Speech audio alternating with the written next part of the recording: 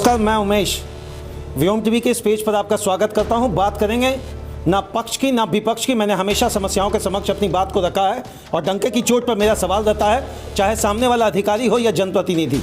चूंकि आप जिस तरीके का सेवाओं की भावनाओं को लेकर जनता के बीच में जाते हैं और जनता को जन आदर करने के लिए आगे बढ़ते हैं, तो मेरा प्रश्न यही होगा कि कल्याण रूपी भावना 42वें संशोधन के अधिनियम से जब सामने लाकर रखा जाता है तो पहले बात क्यों नहीं रखा जाता है, और जब बात बिगड़ जाती है श्रीमान, तब उसके लिए बड़ी बड़ी कमेटियां बनती हैं, समितियां बनती है और उसके साथ अधिकारी हो या जनप्रतिनिधि अपनी बात को उस गोलबंदी के माध्यम से रखने की कोशिश करेंगे। चलिए, सिजुआ बचाओ एक अभियान चल रहा है यहाँ के नागरिक समिति के द्वारा।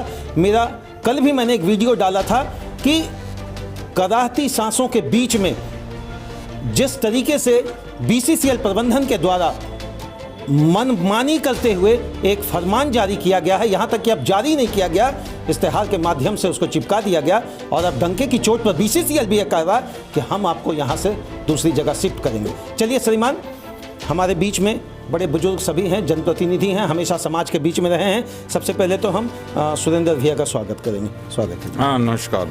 कैसे हैं भैया? हाँ, ठीक है भैया। रिटायर करके तो अब घर जाना चाहिए था, अब इसमें यहाँ लोगों के बीच में हम तो घर ही हैं, सिजुआ घर ही है, घर में ही है। मान लिए भैया एकदम डायरेक्ट कि सिजुआ में ही है, सिजुआ घर है हमारा। बीसीसीएल को क्या कह रहे हैं भैया? भारत कोकिंग कोल लिमिटेड को हम सिजुआ वासी यही संदेश दे रहे हैं कि आप उत्पादन करें कोयले का, सिजुआ के लाश पर उत्पादन मत कीजिए। सुरेंद्र भैया गुस्सा तो नहीं ना होंगे हम पूछें? नहीं, बिल्कुल नहीं।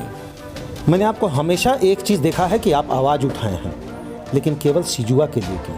को मालूम है कि हम coal mines engineering workers association के राष्ट्रीय महामंत्री हैं। हम सिजुआ ही नहीं, हम राष्ट्र के स्तर पर आवाज उठाते रहे हैं। लकड़का के लिए तो कभी नहीं देखें, मालखेड़ा के लिए तो कभी नहीं देखें, सोनारडी के लिए तो कभी नहीं देखें। मुझे जहां तक पता है यूनियन का दायरा बहुत बड़ा होता है और बीसीसीएल आज प्रबंधन अगर कभी भी बैकफुट में आई है तो कभी भी किसी प्रशासनिक अधिकारी से नहीं आई है, केवल यूनियन से आई है। उन जगहों के लिए क्यों नहीं? देखिए, यूनियन हर समय इन मुद्दे को उठाते रहा है, लेकिन जिन क्षेत्रों के लोग जितना गोलबंद होकर यूनियन को जनप्रतिनिधियों को बाध्य किया है, वो मामला उतनी आवाज में उठी है। बीसीसीएल अनदेखी कर रहा आप लोगों के साथ क्या? बीसीसीएल अनदेखी नहीं, बीसीसीएल जुर्म और अत्याचार कर रही है।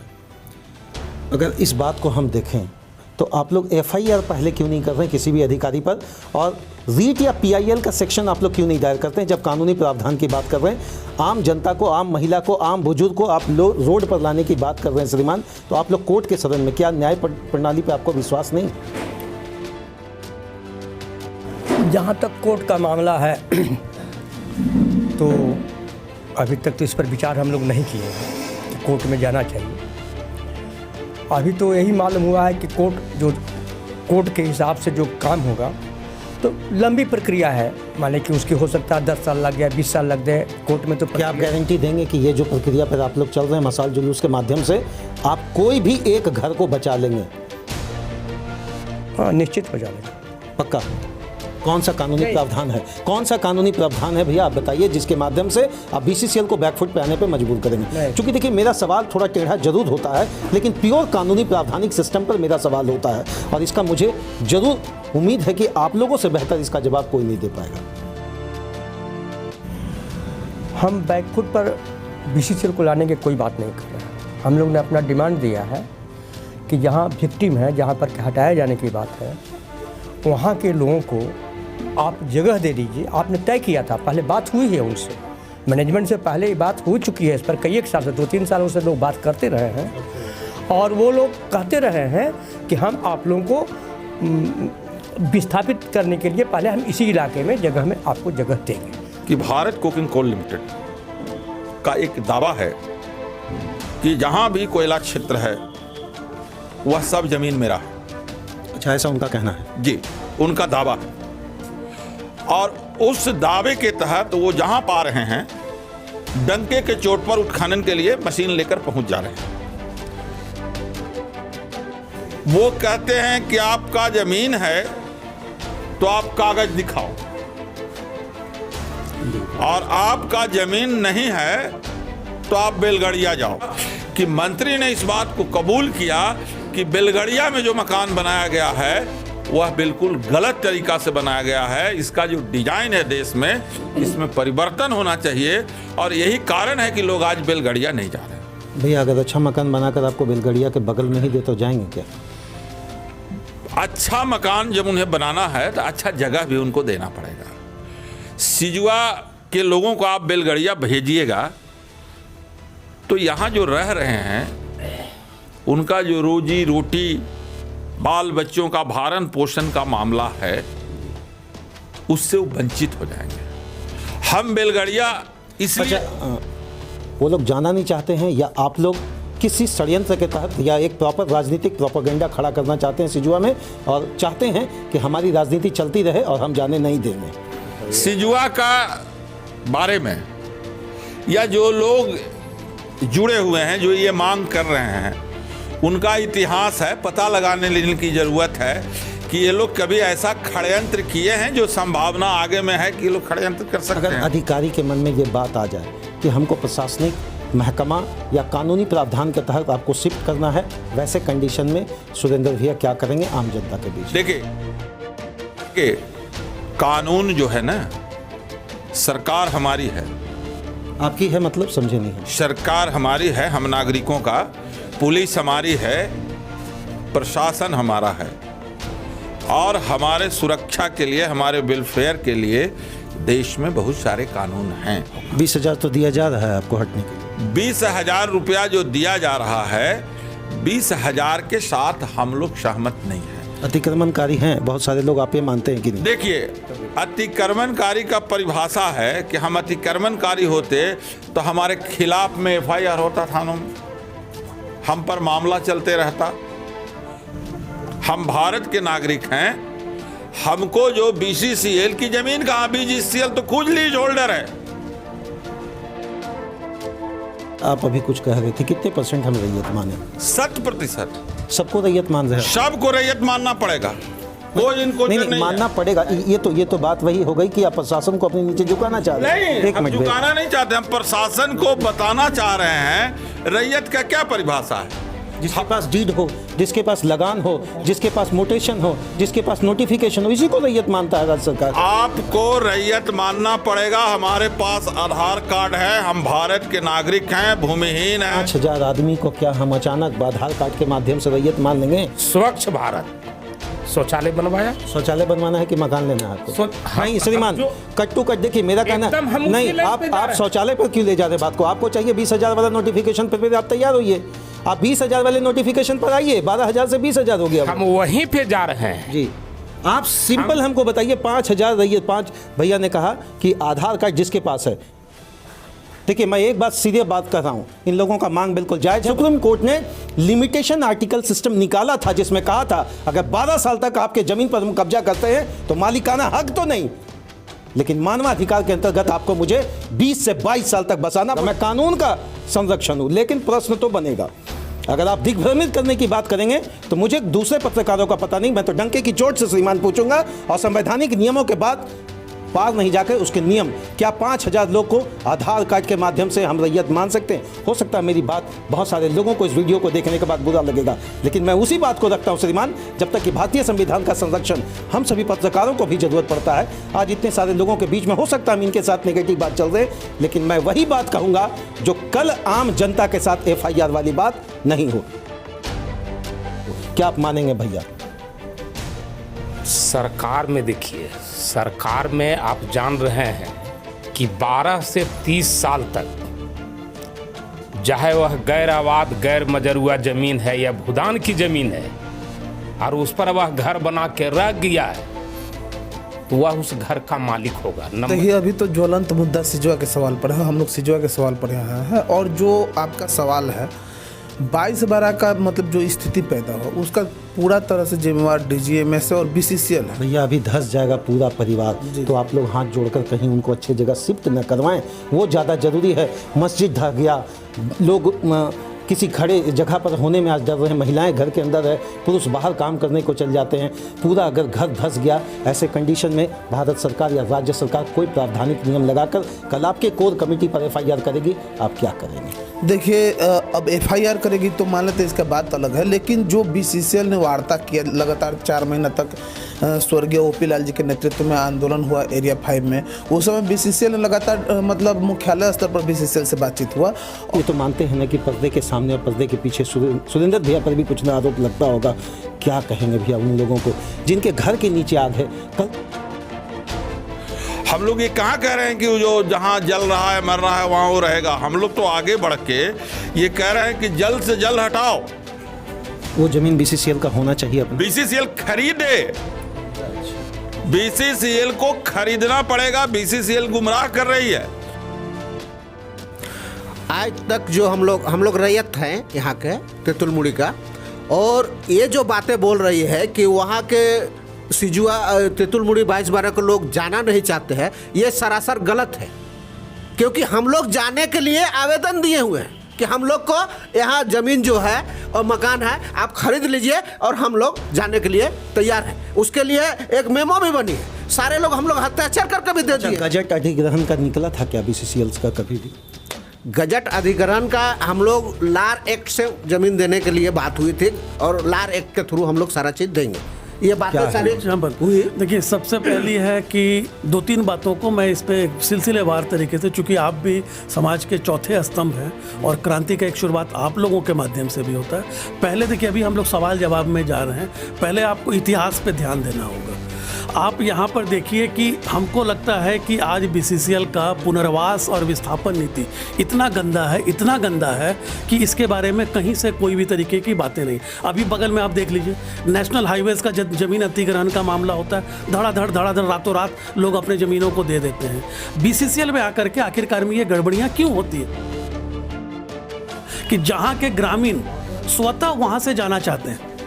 जब 2021 1 दिसंबर 2021 को जब मस्जिद जमीन दो, जहाँ ये कहेंगे वहीं हम शिफ्ट करेंगे क्या? कौन? अगर BCCL आपसे पूछे कि ये स्वतः जाना चाहते हैं, तो अगर ये कह रहे हैं बेलगड़िया जाओ, निरसा जाओ, कहीं भी जाओ एक बार, तो अगर ऑप्शन BCCL के पास नहीं है और दुर्घटना, मैं एक ही जगह आकर रुका हूँ, मैंने रेल आंदोलन में भी बात रखा था, अगर दुर्घटना हो गया तो इसकी जिम्मेवारी फिर आम पब्लिक पे नहीं जाएगी। ये तो आप भी मान रहे हैं। नहीं, देखिए, सबसे बड़ी बात है कि एक तो आप हमारे घर से हमको बेघर कर रहे हैं, गलत तरीके से आपने माइनिंग किया। आप उस समय कहाँ थे जब DGMS चीख के कह रहा था कि that particular land is unsafe for mining? वहाँ पे किसी तरीके का हेवी इक्विपमेंट्स नहीं चलना चाहिए। उस समय BCCL कहाँ था? उस समय वो DGMS भी कहाँ था जब हम लोगों ने उनके साथ में कॉरेस्पॉन्डेंस किया था? उसमें होने वाले एक्सप्लोजिव्स की वजह से और मशीन के वाइब्रेशन से कहीं ऐसा नहीं हो कि कोई मकान वगैरह धंस जाए, और ऐसा हुआ 1 दिसंबर 2021 को जब मस्जिद धंस गया। तो प्रशासन, ये BCCL कहाँ, BCCL का मैनेजमेंट क्या कर रहा था, DGMS क्या कर रहा था? आज आप ठीक है, आप बोलते हैं बेलगड़िया हम भेज देंगे, आप हमको बेलगड़िया नहीं, आप मेरे को अमेरिका भेज दीजिए, हमको उससे दिक्कत नहीं है। लेकिन एक बात बताइए कि जो आज मेरा रोजगार इस ग्रामीण क्षेत्र के अगल बगल जो हमारा रोजगार हो रहा था, सिर्फ घर में शिफ्ट कर जाने से मेरा। आप श्रीमान हमारे घर में अतिक्रमणकारी है ना प्रभु? कौन है? आप अतिक्रमणकारी हैं। आप लैंडलॉर्ड सिस्टम से जो दैयत है उसकी बात मैं शिफ्ट करने के लिए बात कर रहा हूँ। आप अतिक्रमणकारी हैं और हक की बात करेंगे, इतने दिन की बात क्यों करेंगे आप? नहीं, आपको सबसे पहले ये जानना होगा कि अतिक्रमणकारी आप किसको बोल रहे हैं। मैं फिर जिसके पास डीड नहीं है वो अतिक्रमणकारी है। अगर मैं भी हूँ तो मुझे मानना पड़ेगा। ये मेरी बातों को पहले नहीं, एक मिनट, मेरी बातों को आप ध्यान से समझें। यही बात मेरा इस समय के DT थे Coal India Bharat Coking Coal Limited के हेडक्वार्टर में बैठक हुआ था। मैंने भी वहाँ पर एक चेतावनी भरे शब्दों में कहा था कि सबसे पहले तो वो जो लोग हैं 22-12 में और इधर उधर जितने लोग हैं, आप उनको अतिक्रमणकारी कहना बंद कीजिए। रहा हूँ, देखिए, आखिरकार में सन 1980 की बात है, जब इनको पुराना जो 22-12 था 6-10 के तरफ में, वहाँ पर जब इन लोगों को कोयले की आवश्यकता हुई तो वहाँ पर इन लोगों ने अपने दामाद के तरीके से लोगों को हाथ गोड़ जोड़ करके दूसरे जगह पर किया। सिर्फ उतना ही नहीं, अगर कोई अतिक्रमणकारी है, कहाँ लिखा हुआ है कि अगर मैं आपकी संपत्ति को अतिक्रमण कर रहा हूं तो आप मेरे को बिजली और पानी दीजिएगा? आज आप जाके उस बस्ती में देखिए, लिखा हुआ है CSR सेक्शन। और तो फिर आप नहीं, सुनिए, ये क्या है? आज शब्दों के उतार चढ़ाव से शब्दों का उतार चढ़ाव पे मैं नहीं जा रहा हूं। मैं चल उस समय आरसीएमएस नहीं था। नहीं, देखिए आरसीएमएस था, नहीं आरसीएमएस था उस आवाज समय। भी नहीं उठाया आरसीएमएस उस देखिए समय। देखिए, आज भी जो हम ये आज जो हम यहाँ पर खड़े हैं, मैं आपको यहाँ पे एक बात ये कह देना चाहता मेरी हूँ। बात से गुस्सा आ रहा है नहीं आपको? नहीं, कोई गुस्सा नहीं आ रहा है। मैं यहाँ पर अपना रोल क्लियर कर देना चाह रहा हूँ कि मैं आज यहाँ पर सिजवा नागरिक समिति की ओर से खड़ा हूँ और मैं यहाँ पे किसी तरीके का राजनीति का इसको मैं एंटरटेन भी नहीं करना चाहूँगा। और सिर्फ वही बेलगड़िया ही आप क्यों भेजना चाहते हैं? 73 और 70 में जब आप बिहार और गाजीपुर और गया और औरंगाबाद छोड़कर आ सकते हैं तो आपको 22 किलोमीटर 25 किलोमीटर जाने में क्या दिक्कत है प्रभु? साहब देखिए, यही बात है ना कि लोग मंगलवार, बृहस्पतिवार, शनिवार का जो है उपवास रखता है, तो इसका मतलब क्या कि हम 7 दिन उपवास में रह जाएं? चलिए देखिए, शब्दों के उतार चढ़ाव से समीकरण बनता जरूर है, लेकिन एक बात वही करेंगे, मानवाधिकार आर्टिकल 21। अगर आप मुझे जेल में भी रखते हैं श्रीमान तो रात का भोजन और सुबह का कपड़ा और मकान आपको मुहैया इसलिए कराना पड़ेगा क्योंकि हम मानवाधिकार है, एक मानव है, हम राष्ट्र की संपत्ति हैं। किसी अंतरराष्ट्रीय व्यवस्था के अंतर्गत जब आप बात करते हैं किसी चीजों को तो आर्टिकल 21 का वायलेशन ना तो हमारा देश करता है ना तो यूएनओ में करता है। सबसे बड़ा दोषी सबसे बड़ा दोषी आज के दिनों में वही है जो ब्लास्टिंग कर रहा है, और उससे बड़ा दोषी जो हमारी व्यवस्था है, जो हमारी सरकार है, वो आंख मूंदे जबरन खाली कराने के लिए मजिस्ट्रेट की नियुक्ति हुई है और वहां पर बीसीसीएल आज भी ब्लास्टिंग जारी किए हुए है।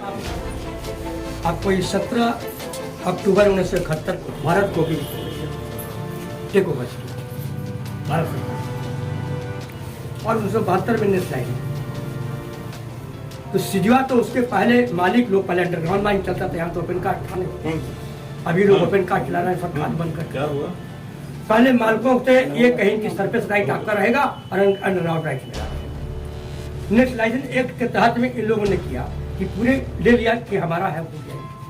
कहने का मतलब है कि सिजवा में जो अभी रह रहे लोग हैं, ये पिछले अपने ये नहीं कि अभी रह रहे हैं, ये सैकड़ों सालों से रह रहे हैं। इनकी मंदिर है, मस्जिद है, इनका गुरुद्वारा है, इनका रोजी रोजगार का सामान है, स्कूल है, सब खाना है, सब कुछ यहाँ पर एक व्यवस्थापक ढंग से बना हुआ है। आप सडन कह रहे हैं कहते नहीं हो सकता है। आप आए हैं 17 अक्टूबर 1971 को, उसके पहले से हम कभी तो आना और उसके पहले बसाया गया, यहाँ बेलदारी बस्ती बसाया गया, यहाँ पर जोगता हरिजन बस्ती लाके बसाया गया। लोग काम नहीं करते थे पहले यहाँ पर काम नहीं करना चाहते थे माइनिंग में, लोग को ला करके यहाँ बसाया गया। चलिए अंतिम एक सवाल के साथ हम वाइंड करेंगे, ठीक है? सिजुआ बचेगा या नहीं? सिजुआ यदि समुचित व्यवस्था देगा तो यहाँ का लोग सक्सेस करने के लिए तैयार है। और एक बातें हमको अभी तक समझ में नहीं आती है, आप लोगों ने भी बात को रखने का कोशिश की है। ये बोल रहा है बेलगड़िया भेज दीजिए, तो जो इंक्रोचर है, चाहे वो बोल रहा है इंक्रोचर, बीसीएल बोल रहे हैं जिसको इंक्रोचर, उसको भेज देगा।